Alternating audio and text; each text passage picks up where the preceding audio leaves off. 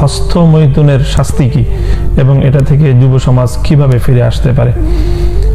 একটা গুপ্ত অভ্যাস আল আদাতুস সিররিয়া বলা হয় এটিকে, যে অর্থাৎ কোনো কৃত্রিম উপায়ে নিজের হাতের দ্বারা অথবা অন্য কোনো উপায়ে নিজের শরীর থেকে বীর্যপাত ঘটানো।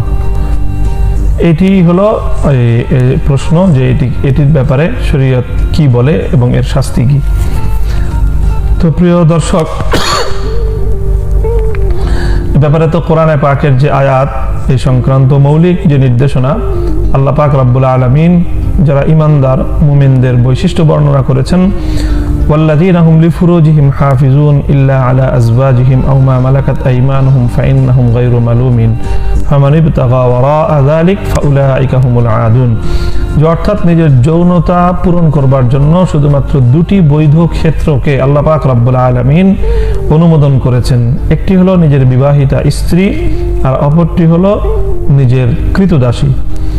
যদি এই বৈধ বিবাহিতা স্ত্রী এবং কৃতদাসী সাথেই কেবলমাত্র নিজের যৌন সম্ভোগ করা, নিজের যৌন চাহিদা পূরণ করা, তাদের মাধ্যমে যৌন আচরণ তাদের সঙ্গে করার সীমাবদ্ধ বৈধতা ইসলাম দিয়েছে। এবং আল্লাহর কোরআন পরবর্তীতে বলেছে ফামানিবতাগা ওয়ারাআ যালিক, এই দুটি উপায় ছাড়া অন্য যে কোনো উপায়ে যে ব্যক্তি নিজের জৈবিক চাহিদা যৌন চাহিদা পূরণ করবে ফাউলাইকা হুমুল আদুন, তারা হবে সীমা লঙ্ঘনকারী। কাজেই তাদেরকে সীমা লঙ্ঘনকারী হিসাবে আখ্যায়িত করা হয়েছে কোরআনে পাকের মধ্যে। এই জন্য এটা কবিরা গুনাহ। যদি নিজের বিবাহিতা স্ত্রী অথবা নিজের কৃতদাসীটা এখন আর পৃথিবীতে প্রচলন নেই, কাজে এখন শুধুমাত্র একটি বৈধ ক্ষেত্র থাকলো, সেটি হলো নিজের বিবাহিতা স্ত্রী ছাড়া অন্য কোনো উপায়ে যদি কেউ নিজের যৌন চাহিদা পূরণ করতে চায়, যেভাবে হোক নিজের, এটাকে ইস্তেমনা বিল ইয়াদ বলা হয়, নিজের হাতের মাধ্যমে যদি এমন কোনো হস্তমৈথুনের মাধ্যমে বীর্যপাত ঘটায় অথবা অন্য কোনো উপায়, আরও বিভিন্ন ধরনের অবৈধ বিকৃত যৌন চাহিদা পূরণ করার মানুষের নানা ধরনের বিকৃত বিভিন্ন পদ্ধতি রয়েছে,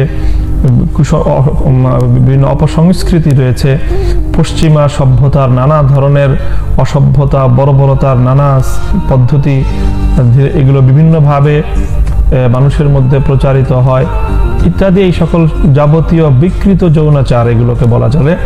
এই বিকৃত যৌনাচার থেকে অবশ্যই নিজেদেরকে হেফাজত করতে হবে, সংরক্ষণ করতে হবে।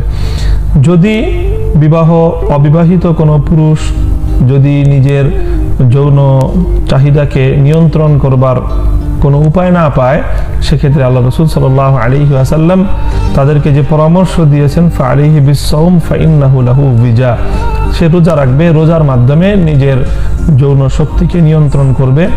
কারণ এই রোজার মাধ্যমে মানুষের যৌনতা অনেকটাই নিয়ন্ত্রিত হয় এবং তার যৌন চাহিদাটা তাকে এভাবে প্রলুব্ধ করবে না, তাকে উত্তেজিত করবে না।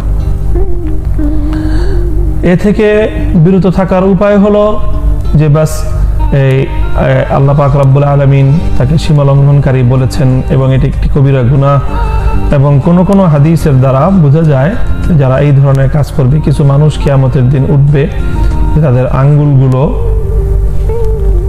আঙ্গুলগুলো গর্ভবতী থাকবে, আঙ্গুলগুলো এতটাই ফুলে থাকবে কলা গাছের মতো, ভয়ঙ্কর হবে তাদের শাস্তি।